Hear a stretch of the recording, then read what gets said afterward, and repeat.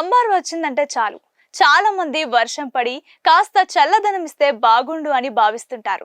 బానుడి బగబగలు, బయటకు వెళ్దామంటే మండే ఎండ, ఇంట్లో ఉక్కపోతతో సతమతం అవుతుంటారు.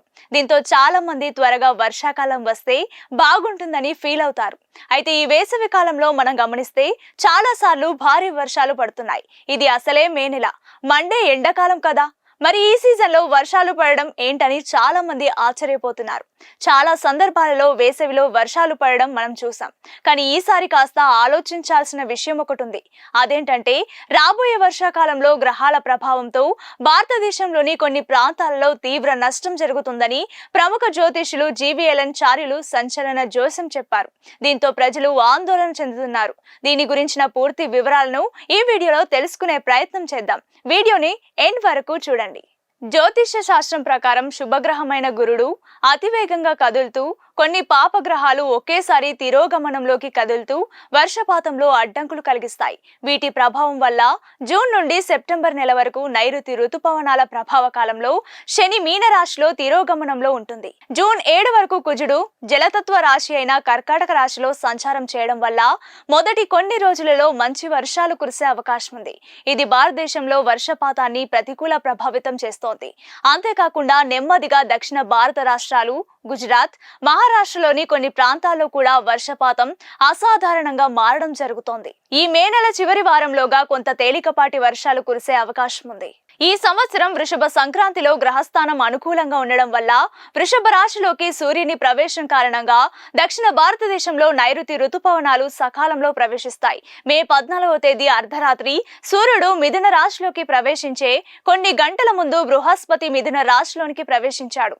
వేగంగా ప్రయాణించే ఈ బృహస్పతి గ్రహం వల్ల అనేక ప్రకృతి వైపరీత్యాలను తీసుకొస్తుందని తెలుస్తోంది. ఈ నైరుతి ఋతుపవనాలు, ఈ గ్రహ గమనాలు రైతులకు ఎలాంటి పరిస్థితులు గోచరిస్తాయంటే బృహత్ సంహిత యొక్క సస్య జాతక అధ్యాయం ప్రకారం సూర్యుడు వృషభ రాశిలో ప్రవేశించే సమయంలో సూర్యుడి నుండి 2/12వ ఇంట్లో సహజ శుభగ్రహాల వల్ల రైతులకు వేసవి పంటలకు మంచి ధర పొందుతారు. భారతదేశంలో మొక్కజొన్న నూనె, పప్పు ధాన్యాలు, వరి, మిల్లెట్ వంటి చిరు ధాన్యాలకు మంచి ధర వచ్చే అవకాశం ఉంది. వృషభ సంక్రాంతి చాటులో ఒక అద్భుతమైన గ్రహాల కలయిక దక్షిణ భారతదేశ రైతులకు ప్రయోజనకరంగా ఉంటుంది. అయితే ఇది ఒక పెద్ద తుఫాన్ ప్రమాదాన్ని కూడా సూచిస్తోంది. భారతదేశంలో నైరుతి ఋతుపవనాలు సాధారణంగా జూన్ 1వ తేదీన ప్రారంభమవుతాయి.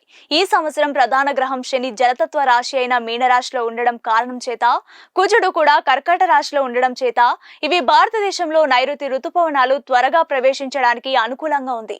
2025 జూన్ 11వ తేదీ 1:13 వరకు ఢిల్లీ కాలమానం ప్రకారం బుధుడు మీనరాశిలో ఉండడం వల్ల పశ్చిమ బెంగాల్ రాష్ట్రంలో సకాలంలో వర్షపాతం నమోదు కావడానికి అవకాశం ఎక్కువగా ఉంది. మీనరాశి ద్వారా సూచించబడిన ఆంధ్రప్రదేశ్, తెలంగాణ రాష్ట్రంలో జూన్, జూలై నెలలో తుఫాన్ లేదా ఏదైనా పెద్ద గాలి తుఫాన్ ద్వారా తీవ్ర నష్టాలు ఎదుర్కొనే అవకాశాలున్నాయి.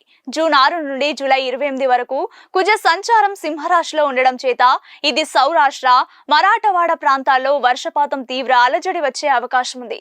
జూలై 28 తర్వాత కన్యా రాశిలో కుజుడు వర్షపాతానికి ఆటంకం సృష్టిస్తాడు. ఆగస్టు నెలలో దక్షిణ భారతదేశంలోని రాష్ట్రాల్లో చాలా ప్రాంతాల్లో, ముఖ్యంగా కర్ణాటకలోని సాధారణం కంటే తక్కువ వర్షపాతం ఉంటుంది.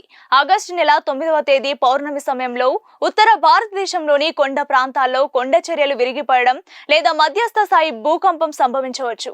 దీనివల్ల ప్రాణ నష్టం, ఆస్తి నష్టం జరుగుతుందని తెలుస్తోంది. చివరగా ఈ నైరుతి పవనాల ప్రభావం భారతదేశంలోని కొన్ని రాష్ట్రాలకు తీవ్ర అలజడులు, కరువు కాటకాలు, ప్రధాన సమస్యలను తెచ్చే విధంగా గ్రహస్థితులు గోచరిస్తున్నాయి. చూద్దాం ఏం జరుగుతోందో.